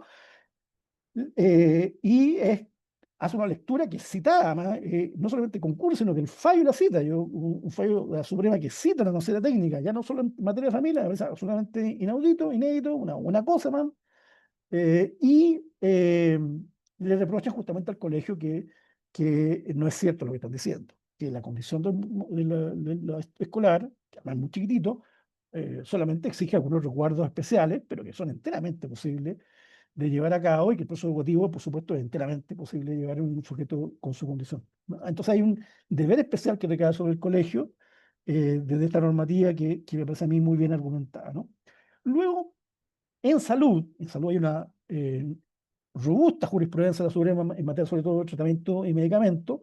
Las primeras referencias en casos de niñez no tienen referencia a la convención, ¿no? De hecho, yo alguna clase del 2019 con los cursos de la academia hice alusión a esto y aludí que venía un fallo de Valdivia, que lo estaba redactando en ese tiempo la ministra Piñero, que es el que está abajito aquí mostrado, que ciertamente me imaginé yo se iba a fundar en convención también, pero que lamentablemente la Suprema no estaba fundando en convención. Y luego fundan convención, ¿no? Yo tengo la impresión que había algún relator, algún juez que luego fue a comentar esta cosa con sus colegas relatores y rápidamente se incorpora la convención en algunos fallos de salud, no en todos los fallos. Ahí uno ve que hay probablemente el peso del relator muy relevante para estos efectos de la construcción de un fallo bien fundado. En febrero de 2019 tenemos un fallo entonces ya en que se hay referencia al 24 de la Convención, que es el artículo está el derecho a la salud, en esta fórmula que después va a recoger la ley de garantía, el derecho a la salud del niño al disfrute del más alto nivel posible de salud, ¿no? Eh, y además luego la disquisición acerca de que este instrumento resulta obligatorio para el Estado chileno, eh, y finalizando con esta idea de, bueno, no lo puse aquí, de que frente a estos compromisos internacionales, la disponibilidad presupuestaria no es el argumento a considerar en primer lugar, pues, ¿no? Que es la discusión que siempre ha rodeado este caso, hasta qué punto la Suprema se introduce en la discusión de las políticas públicas, y lo que me parece a mí que yo le he escuchado en algunos debates a los ministros o al ministro Muñoz era, bueno, si el Estado no quiere eso, que no suscriba las convenciones. Y la respuesta es muy sencilla, o que pongan a reserva. Pero no puede el mismo Ejecutivo que está reclamando de la Suprema, luego está suscribiendo y querer vestirse con el ropaje de la Convención de Derechos del Niño, la Convención de Personas contra el Derecho de la Persona con Discapacidad y todas las convenciones y jugar un rol en el concierto internacional pero luego en el nivel interno decirle al juez, no, yo veo cuando cumplo o no cumplo. Ahí hay un problema, me parece a mí que en eso yo estoy con la lectura que hacía en su minuto el ministro Muñoz. Perfecto, si usted no quiere cumplir, no suscriba o suscriba con reserva, pero no puede enrostrarnos nosotros que estamos inmiscuyéndonos cuando solamente estamos aplicando, además, derecho a la vida, derecho al tratamiento cuando está en juego la vida, ¿no? No es que todas las personas tengan tratamiento, son una problemática muy acotada, ¿no? Y esto se ha mantenido aquí a diferencia de otras materias. Yo observo que hay una incertidumbre, aquí se ha mantenido esta línea jurisprudencial incluso con la salida del ministro Muñoz. Eh, este es reciente, muy reciente, de hace un par de meses, sobre medicamentos. Nuevamente cita la convención también. Aquí es donde está la cosa de la cosa presupuestaria, que eso las consideraciones de orden administrativo y económico que tiene un factor a considerar. Ellas no deberán invocarse cuando está comprometido el derecho a la vida y la integridad física, ¿no? Entonces hay un fallo bien contundente en la Suprema que me parece que mantiene línea jurisprudencial acá en tratamiento y mantiene cita a la convención cuando hay derecho niño involucrado. Luego, en contexto de movilidad, el fallo más antiguo que tenemos es el 2013, en una línea que se ha mantenido y se ha robustecido y se ha acogido distintas materias. Hay un fallo de la semana pasada siempre, yo quiero hacer pie en el antiguo, ¿no? Haciendo pie justamente en identidad familiar y en distintos artículos de la convención. Entonces, no solamente interés superior del niño, sino que también, como dijimos, no separación de los padres, el 9, identidad en el 8º, ¿no? Y entonces hay un cierto manejo más amplio de la convención que en otras oportunidades, ¿no? Y en esta cuestión, yo voy terminando, ¿no? Una cosa que escapa a lo anterior, que es honra e intimidad, es un fallo bien interesante del 2018, reacción de la ministra señora Sandoval, sobre en un caso en el que un chico había agredido a otro y hubo una condena civil a perjuicio. Esto se filtró a la prensa, pero se filtró porque el Poder Judicial, la KPJ, la que es responsabilizada, entregó la identidad a los niños, ¿no? Con nombre, apellido y todo. Entonces, hubo dos medios de prensa que repitieron esa información y contra los cuales también se dirige la acción, pero la Corte dice, bueno, ellos repitieron lo que ya estaba y en realidad, y es lo interesante, la Suprema le reprocha a la KPJ, ¿no? Que es un organismo de su ámbito de gestión, ¿no? Administrativa, que no resguardó adecuadamente la identidad de los niños, ¿no? Y entonces cita convención la Suprema, cita el tercero, como principio rector, y lo repite el 16 de la Ley de Familia, como decía la Valentina, y le ordena que saque anonimice, en el fondo, la resolución judicial, ¿no?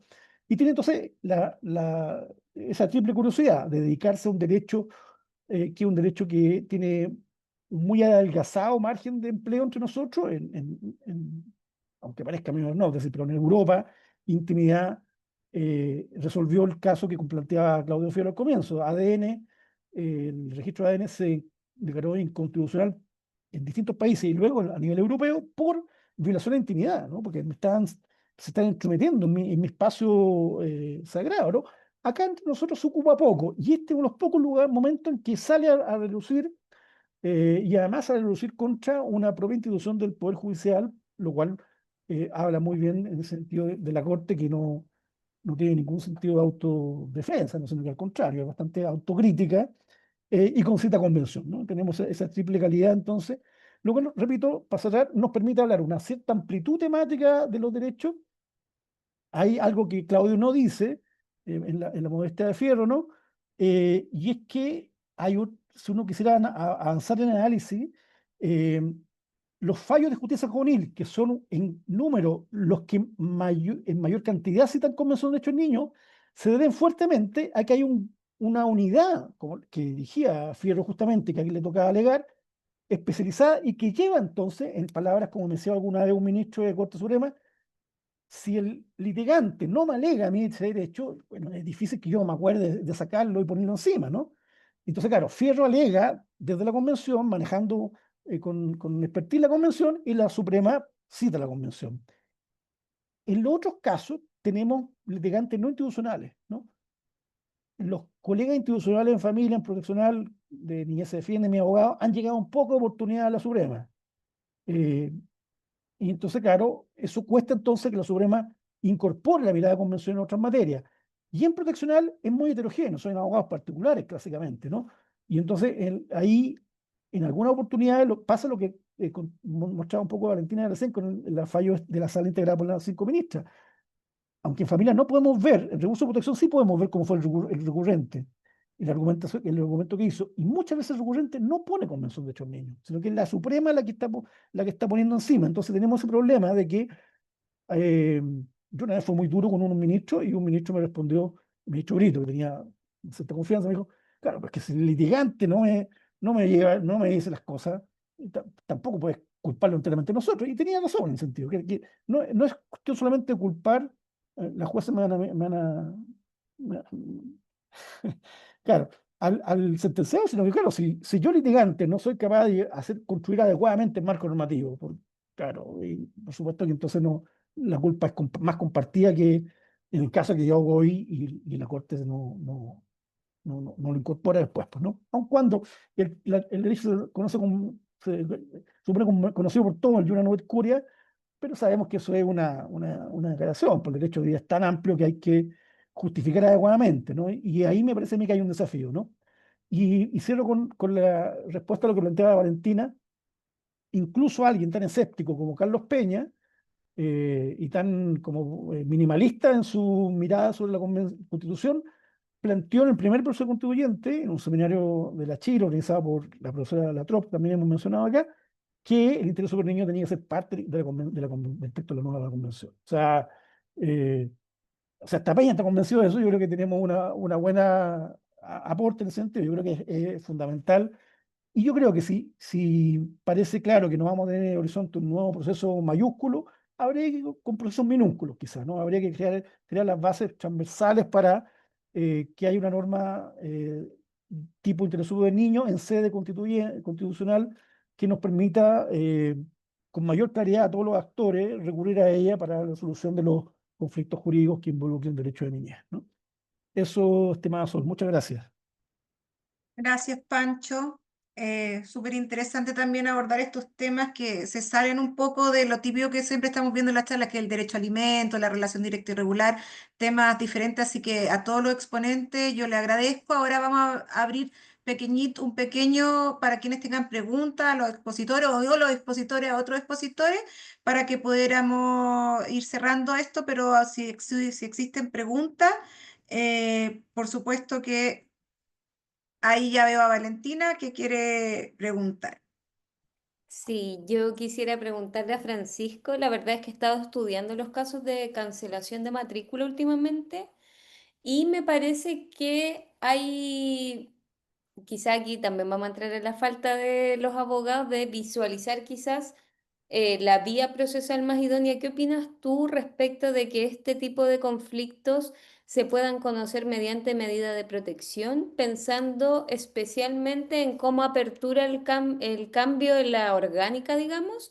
La ley 21.430 que dice que respecto de cuestiones de continuidad, por ejemplo, escolar, pareciera que fuera la oficina local de la niñez la competente para acompañar a los padres.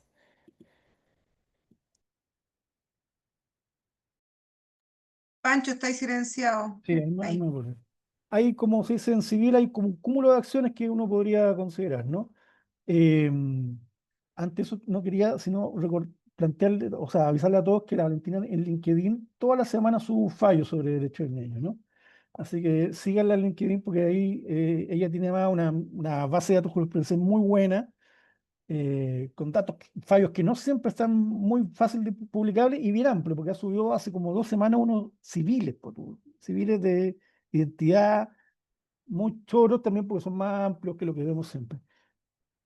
Mira, yo tengo, o sea, hay casos en los cuales la Judicatura de Familia, primera instancia, ha resuelto temas educacionales. Yo he visto algunos. Pero,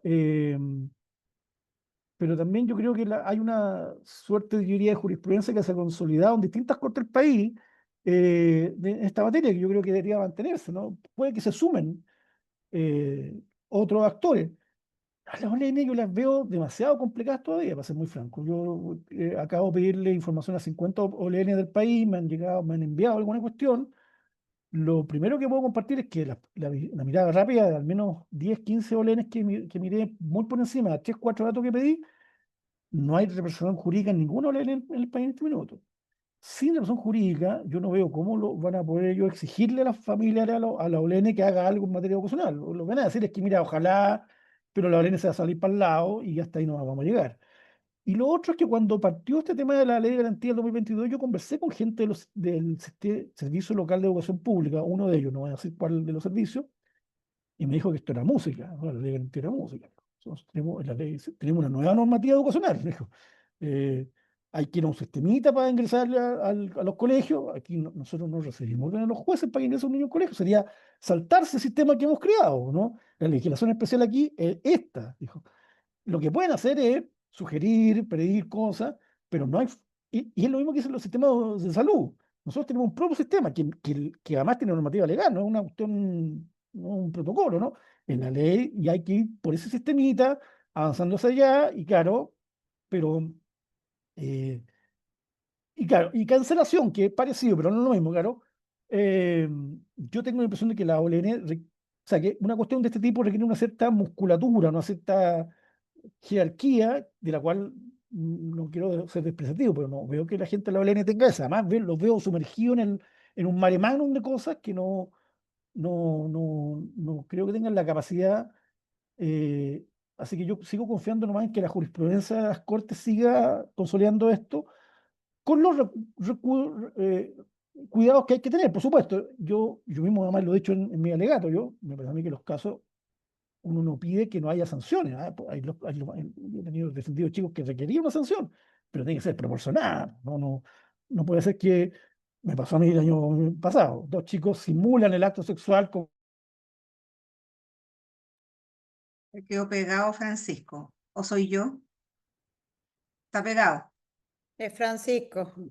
Es Ah, él. ya. Bueno, yo puedo dar una opinión también. Yo siempre postulé antes de que, que las medidas de protección sí podían abordar temas educacionales. Esa era una opinión muy Riguroso. personal al respecto. Ya te quedaste pegado y te estaba rellenando, pues, Pancho. Ya, sí. Yo opiné contrario. La acá te quiere. Sí, hola, oye, disculpa llegar tarde, pero alcancé a llegar.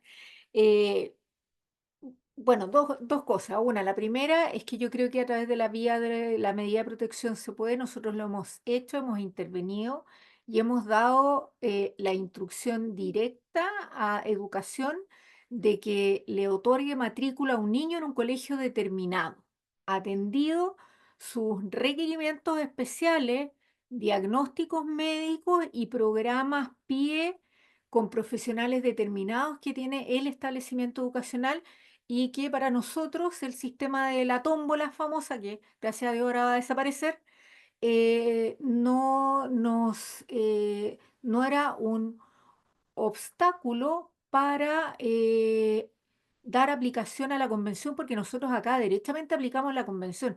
Yo por eso mi pregunta iba a ir dirigida a Valentina, porque ella creía que era necesario que estuviese el interés superior plasmado en la Constitución, cuando yo entiendo por el artículo quinto que tiene rango constitucional. Entonces hay que hacer aplicación directa y yo no me puedo saltar. De hecho, yo en mi sentencia parto la argumentación de las normas legales citando la convención y de ahí las normas digamos, internas. Y entiendo que debiésemos actuar todos en ese sentido. Nosotros tenemos aquí el PMA, nos hace trabajar harto y los chicos realmente han instalado el tema de la convención y la ley de garantía y hemos tenido hartos problemas en efectivizar los derechos, pero yo creo que nosotros en general lo vemos así y creo que a través de una medida de protección se pueden hacer muchas cosas. Y ojo, Punta Arenas no tiene OLN. El alcalde, creo que somos la única comuna en Chile, me da la impresión. Se ha negado y dijo que no, y no, y no, y él estima que la OLN tiene una peor prestación de servicios menos profesionales que la OPD que él tiene. Así que no tenemos OLN. Interesante que el alcalde tenía. Carolina, ahí hay otra.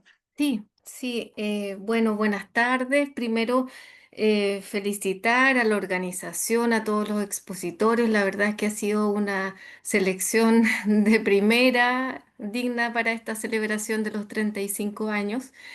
Y bueno, sobre lo que decía, lo último que comentaba Catherine sobre la consagración del interés superior del niño en la Constitución, también concuerdo con el punto de vista que señala ella, pero entiendo que consagrarlo iría más bien por una razón como estratégica. Sería más bien como lo mismo pasa, por ejemplo, haciendo el parangón con los derechos de las mujeres, por ejemplo, establecerlos en la Constitución obedece a una razón de tipo también estratégica, de fortalecimiento, en el fondo de protección hacia los derechos. Así al menos lo entiendo yo. Y quizás preguntarle no sé, al profesor Francisco o a profesor Claudio acerca de lo que ellos han comentado, estas líneas en el fondo jurisprudenciales que parece que han sido como constantes en la Corte Suprema. En forma de aplicar y entender el interés superior, ¿cierto? Tanto en familia como en penal, si ellos piensan o sienten que se pueden ver amenazadas a lo mejor en vista de los últimos acontecimientos que vemos sobre seguridad en los establecimientos escolares y los hechos, ¿cierto?, que estamos escuchando en las noticias, que sobre todo en Santiago. Que igual son situaciones quizás a lo mejor aisladas, pero que tienen gravedad. ¿M? ¿Cómo lo ven? Si piensan que eso de repente puede influir también en la jurisprudencia. Claudio primero y después Francisco. Yo creo que una buena pregunta, porque al menos voy a hablar dentro del contexto de la sede penal, ¿ya? Eh, yo traigo como 15 años en esta unidad de Corte Suprema y Tribunal Constitucional, y siempre sostuvimos que dentro de los principales mecanismos de protección de garantía estaba el amparo constitucional, ¿ya? Para nosotros al menos, el recurso de nulidad y también los requerimientos de inaplicabilidad ante el Tribunal Constitucional. ¿Ya?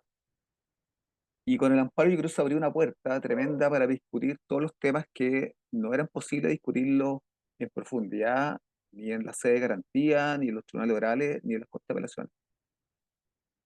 Hoy día, por distintos motivos, vamos a decir que son administrativos, la sala penal ha hecho uso de un auto acordado del año pasado, donde los amparos hoy día no tienen alegato. Y eso yo creo que es tremendo, es un poco homologarlo a los recursos de protección en la sala constitucional.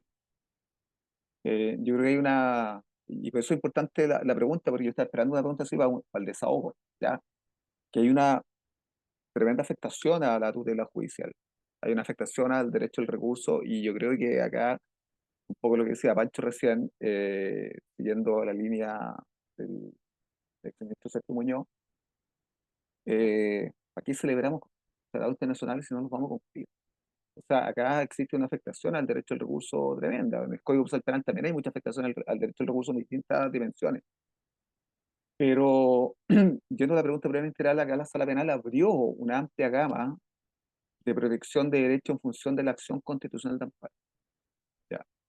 Es decir, hay fallos que se van eh, repitiendo con el tiempo, y donde la Sala Penal, en algunos pronunciamientos, un poco lo que quizás decía antes, el 871, 2024, 20077, 2024, y algunos de este año, 12292, 2025, insiste en que la acción cultural de amparo es un adecuado remedio procesal para eh, revertir una decisión jurisdiccional cuando amague la libertad personal o la seguridad individual. Y en función de esa lógica, se abrieron temas como preguntaba la magistrada Muñoz, de la perspectiva de género, que antes no existía la perspectiva de género. Probablemente el primer fallo donde se discute perspectiva de género de verdad es el 2016 en el caso de Lorenza Cayuán, esta mujer mapuche que parió en Grillá, ¿verdad?, en la octava región, donde la Corte de Apelaciones de Concepción desestima esta acción de amparo y la Sala Penal por unanimidad lo acoge. Pero miren lo que ocurre, ¿ya? Que ese día integra la ministra Andrea Muñoz, porque el ministro Cisterna se enfermó. Integra la ministra Muñoz y al otro día, además, se dio a un congreso latinoamericano de juezas para discutir la perspectiva de género. O sea, una cuestión, la cosmovisión mapuche ahí se alineó absolutamente, ¿ya? Y llega la ministra Muñoz con la reacción de fallo y habla por primera vez de la interseccionalidad de la discriminación.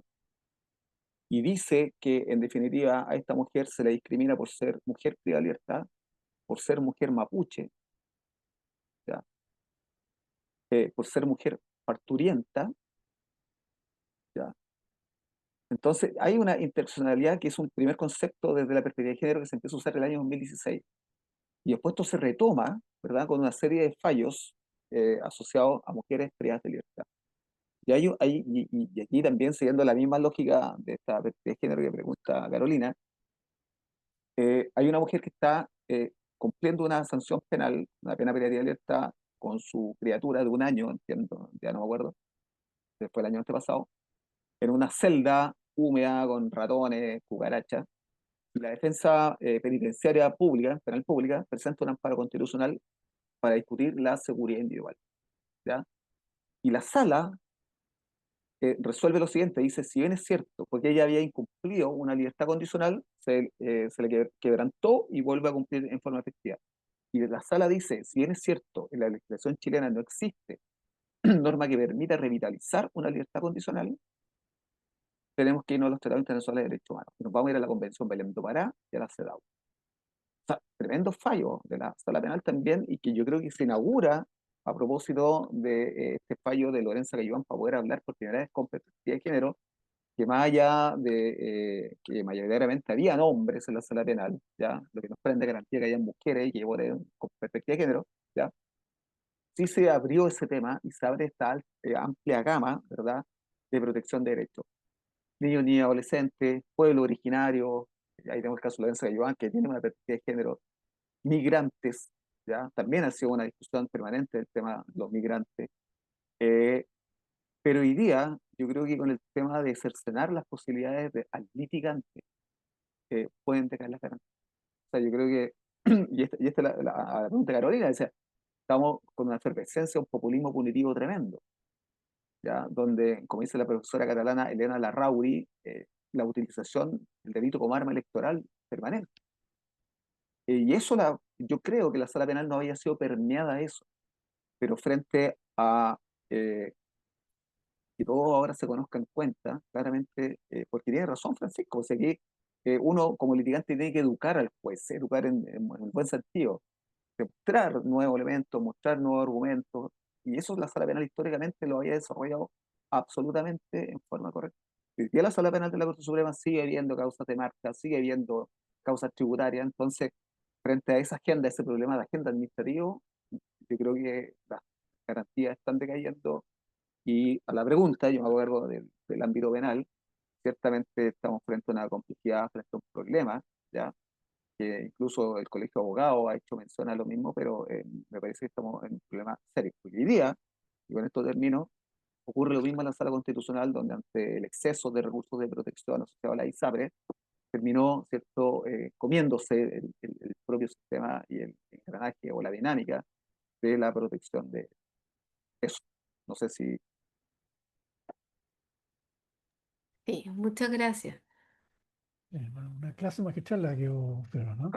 Eh, yo creo que hay una influencia fuerte del contexto, ¿no? Lo que yo vi en ocasiones, eso, me parece a mí que eso pasó el año pasado fuerte, ¿no? La Corte echó para atrás en algunos en momentos, básicamente por lo del limba y el nacional, ¿no? Diciendo aquí eh, esta idea como coloquial de que hablar de derecho del niño en mano es chip y libre, ¿no?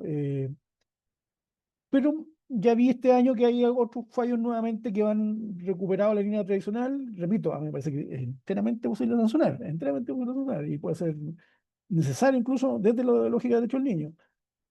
Hay que hacer bien el proceso, hay que hacer bien la pega nomás. Yo creo que ahí a veces ha faltado más fineza por parte de la Corte, porque termina comprándose la construcción dicotómica que está en los medios y la lleva a la sede jurídica, ¿no?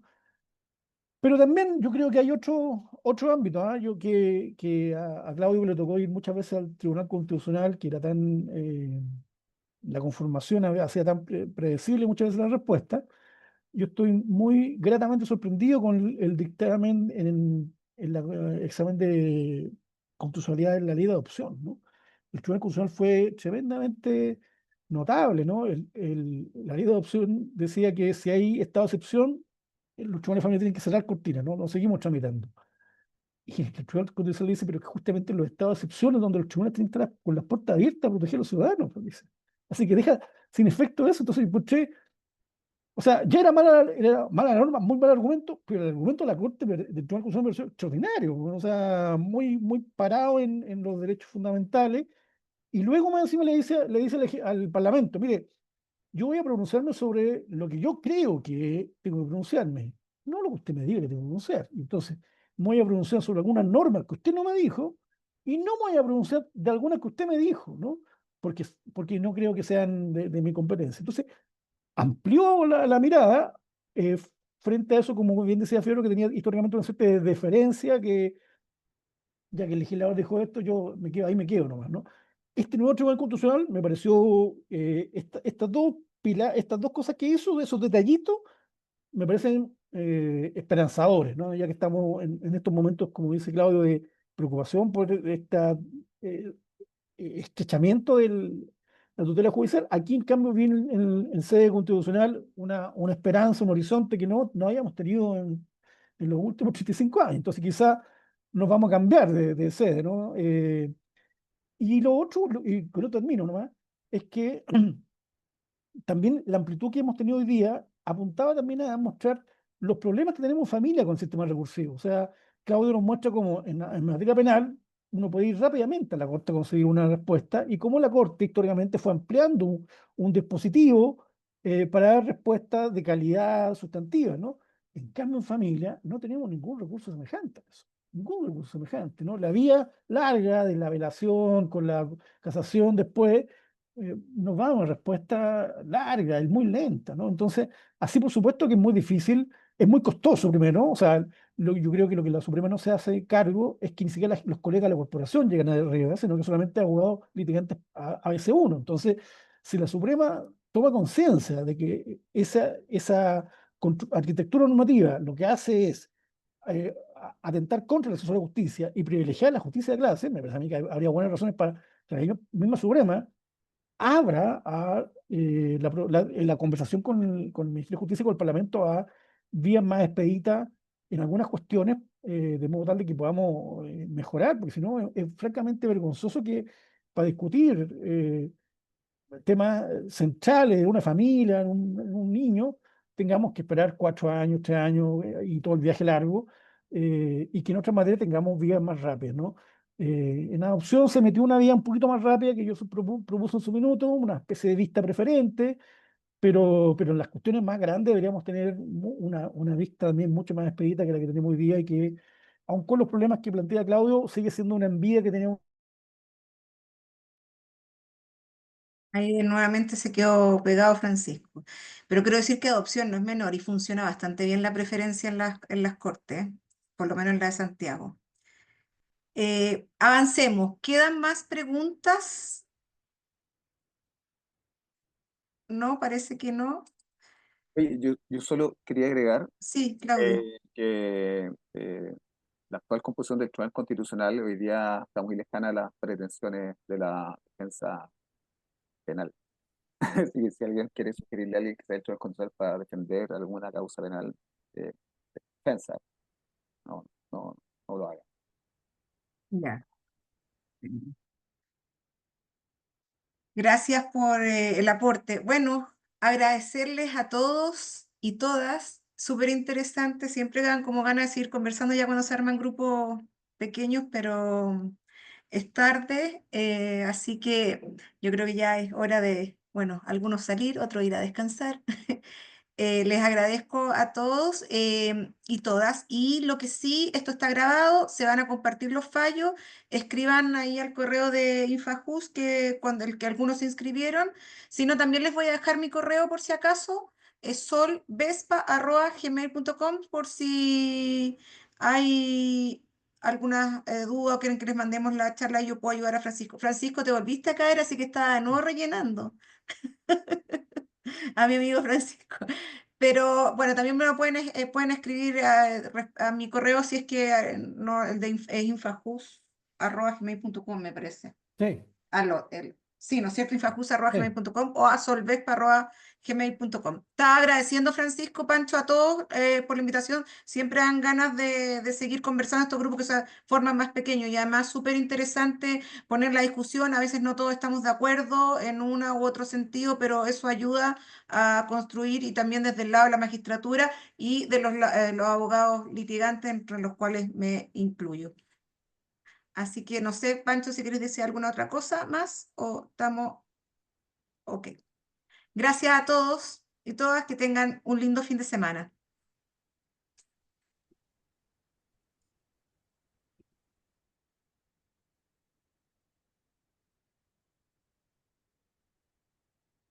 Pancho, espero que venga a buscar el cordero a Magallanes, ¿ah? Ah, ¿Puedo ir yo también? ¿Puedo ir? La casa es grande, yo me compré una casa grande para recibir visitas. Así que, y Vamos, Pancho. el corazón también. Así Me que, muero por conocer Punta Arenas, no conozco.